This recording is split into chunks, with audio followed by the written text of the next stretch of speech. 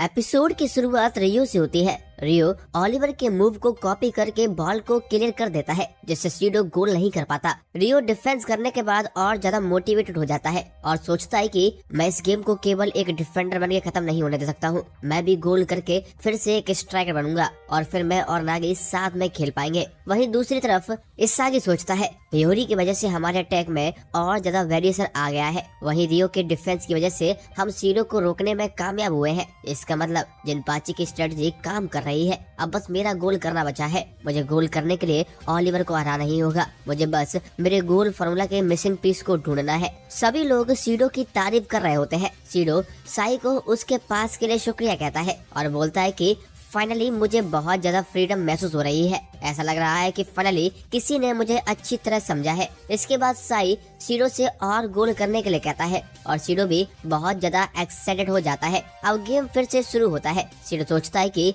मेरे लिए सॉकर केवल एक गेम नहीं है, मेरे लिए ये जीने का तरीका है। मेरा वेपन एक्सट्रीम स्पेशल अवेयरनेस है। मेरे लिए गोल करना ही सब कुछ है और इसके लिए पेनल्टी एरिया सबसे ज्यादा परफेक्ट जगह है। पेनल्टी एरिया के अंदर मैं बिना देखे भी गोल कर सकता हूँ। ऐसा सोचते हुए सीडो पेनल्टी बॉक्स के अंदर चला जाता है और साई से उसे बॉल पास करने के लिए कहता है। जैसे ही सीडो को बॉल मिलती है वैसे ही रियो आकर सीडो को ब्लॉक कर देता है। रियो यहाँ पर U20 टीम के प्लेयर काजुमा की कॉपी करता है। सीडो उसके बाद भी शूट करने की कोशिश करता है पर रियो की वजह से बॉल सीधा गागामारू के हाथ में चली जाती है। सीडो सोचता है सभी लोग अपने पीछे कुछ न कुछ छोड़ जाते हैं। ये लोगों की जीन्स में होता है। लोग अपनी मेमोरीज को छोड़ जाते हैं जिससे दूसरे लोग कनेक्ट करते हैं या उनसे हर्ट होते हैं। लोग इसी तरह किसी के जैसे बनने की कोशिश करते हैं या अपने परिवार को आगे बढ़ाते हैं। मेरे लिए भी फुटबॉल ऐसा ही है और गोल करना मेरे जीवन का लक्ष्य है। सीडो ऐसा सोच ही रहा होता है तभी बॉल फिर से साई के पास आती है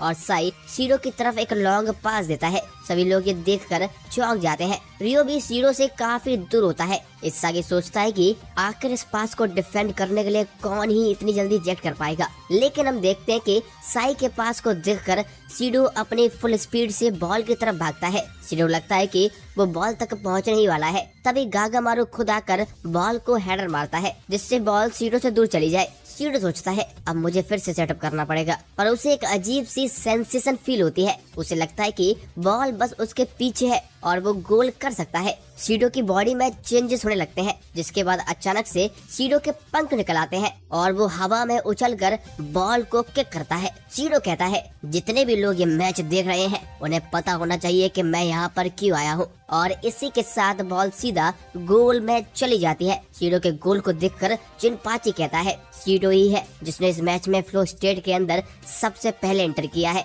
इस तरह U20 टीम 3-2 से आगे निकल जाती है। पूरा स्टेडियम सीडो के गोल की चीख से गूंज उठता है। U20 टीम का मैनेजमेंट भी इससे बहुत खुश होता है। सीडो सीधा साई के पास जाकर गोल की खुशी मनाने लगता है और कहता है कि मुझे बस तुम्हारे साथ ही फुटबॉल खेलना है। पर साई कहता है मैंने तुम्हें हैट्रिक करने के लिए कहा था। जब तक तुम हैट्रिक नहीं करते हो तब तक तुम्हें मुझे छूने की जरूरत नहीं है। सीडो के गोल को देखकर इसागी बहुत ही ज्यादा सरप्राइज हो जाता है। इसागी सोचता है हम में से कोई भी सीडो को हैंडल नहीं कर पाया था, लेकिन साई के चैलेंजिंग पासेस की वजह से सीडो खुद को और इम्प्रूव कर पाया है। सीडो जरूर इस समय फ्लो स्टेट में है जिसके बारे में जिनपाची ने बताया था। जो मैं पूरे मैच में करने की कोशिश कर रहा हूँ वो सीडो ने कर दिखाया। अगर ऐसा ही चलता रहा तो सीडो और साई दोनों मिलकर हमारी टीम को बड़ी ही आसानी से हरा देंगे। इसका मतलब साई और सीडो ही जापान के फुटबॉल को चेंज करने वाले हैं और हम बस देखते ही रहेंगे। क्या मैं हारने वाला हूँ? इसागी पूरी तरह से डिप्रेशन में जा रहा होता है। वहीं आनरी भी सीडो के गोल को देखकर परेशान हो जाती है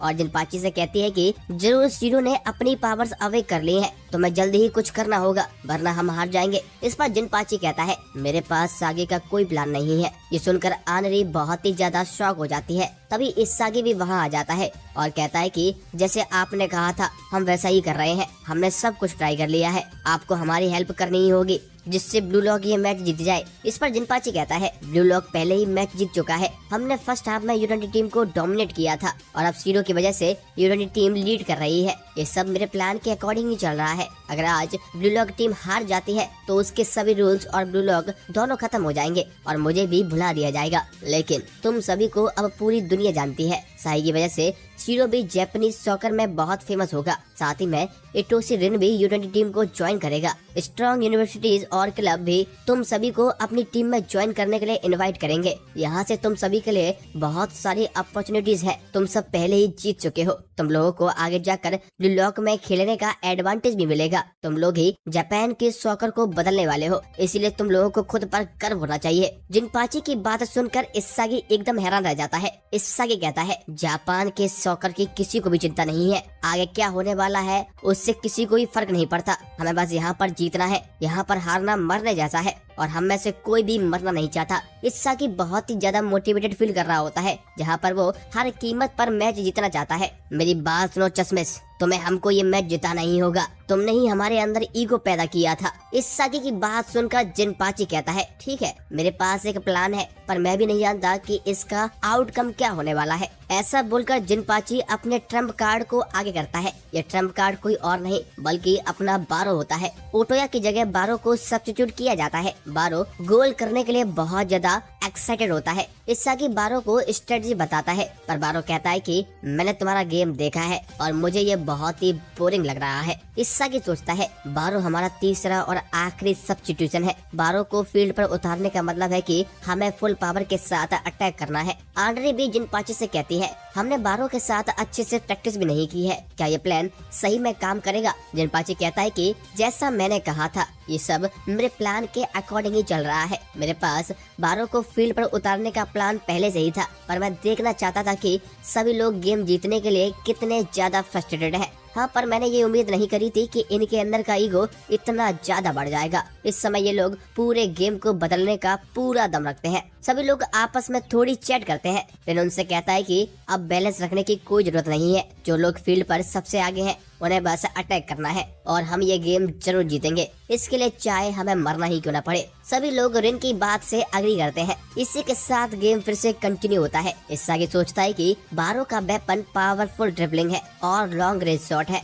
अगर बारो को उसकी रेंज के अंदर बॉल मिलती है तो बारो के गोल करने के चांसेस सबसे ज्यादा है। मैं बारो को उस एरिया की तरफ गाइड करूंगा और लास्ट में खुद बॉल लेकर गोल करूंगा। दूसरी तरफ बारो जिनपाची के साथ हुई बात को याद करता है। जिनपाची कहता है कि अगर तुम और कैन्यू दोनों फील्ड पर साथ में होते हो तो तुम दोनों को पावरफुल ड्रिबलिंग के साथ दोनों तरफ से अटैक करना है। मैंने सभी को तुम दोनों के अराउंड अटैक करने को कहा है, पर तुम उसे इग्नोर कर सकते हो। तुम्हें मैच के आखिरी सेकंड तक इसागी से बॉल को दूर रखना है और तुम्हें इसागी को डिवॉर करना है। इसके बाद ब्लू लॉक टीम अटैक करना शुरू करती है। बारो और रिन आपस में बॉल पास करते हुए U20 प्लेयर को पीछे छोड़ रहे होते हैं। एक समय ऐसा आता है जब रिन बॉल को सीधा हियोरी को पास करता है। जैसे हियोरी बॉल को फिर से पास करने के लिए रेडी होता है, बारो और रिन दोनों साथ में मूव करते हैं। ये देखकर U20 टीम का प्लेयर वाकोट्सुकी कंफ्यूज हो जाता है। हम देखते हैं कि बॉल इसागी के पास जाती है। जैसे ही इसागी बॉल के पास पहुंचता है, बारो तुरंत आकर बॉल को छीन लेता है।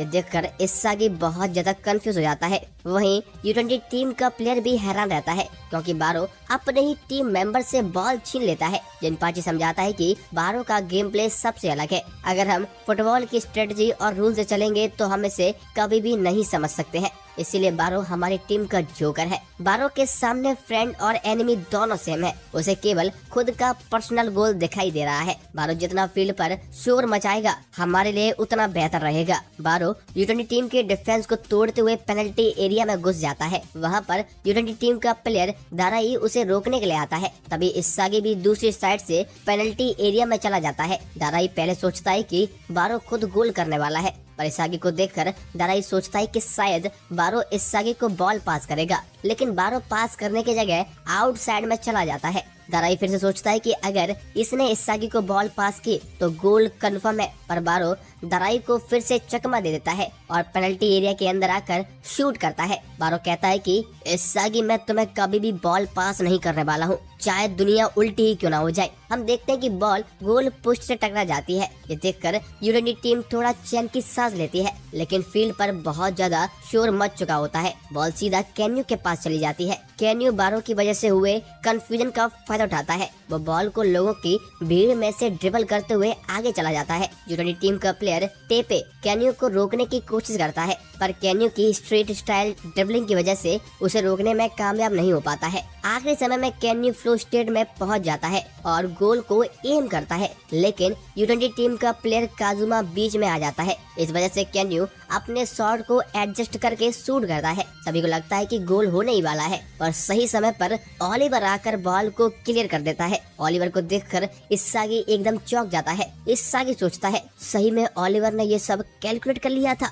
नहीं, ऐसा नहीं हो सकता। ओलिवर ने केवल हवा में जंप करके गोल रोकने की कोशिश करी थी। हम देखते हैं कि ओलिवर भी फ्लो स्टेट में पहुंच जाता है, जिस वजह से वो गोल एरिया के सबसे डेंजरस स्पॉट को देख पाता है और गोल रोकने में कामयाब हो जाता है। इसागी ये देखकर और ज्यादा परेशान रह जाता है। वहीं ओलिवर ने भी अपनी स्किल्स अवेक कर ली होती हैं। एपिसोड के एंड में हम साई को देखते हैं। साई अपने स्किन केयर कर रहा होता है, जबकि पूरी U20 टीम छिपकर ये सब देख रही होती है। साई के जाने के बाद सैंडो साई के बैग को चेक करता है, जिसमें एक watch, skin care product, sun glasses और एक दूसरा बैग निकलता है। ये देखकर सैंडो को बहुत ज्यादा गुस्सा आता है, क्योंकि सभी चीजें बहुत ज्यादा महंगी होती हैं। जब सैंडो दूसरा बैग खोलता है तो उसमें लड़कियों का सामान निकलता है। ये देखकर सैंडो को लगता है कि साई लड़कियों की तरह ड्रेस करता होगा, पर तभी ओलिवर आ जाता है और उन्हें बताता है कि ये बैग उसकी एक्स गर्लफ्रेंड का है। ये सुनकर सभी लोग ओलिवर पर गुस्सा